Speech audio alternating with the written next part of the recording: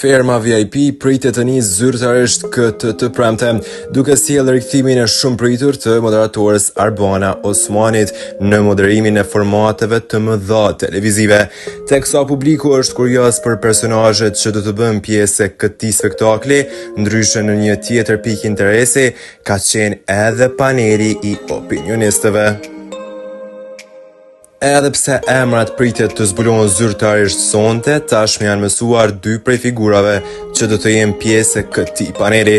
Karriga e parë është besuar Angel Shkira, e njohur për stilin e saj të drejtë për drejtë dhe komentet pa filtra, ndërsa krahas saj pritet të jetë opinionistja Armina Mevlani, e cila do të sjellë një qasje më të qetë dhe diplomatike në analizën e situatave në fermë.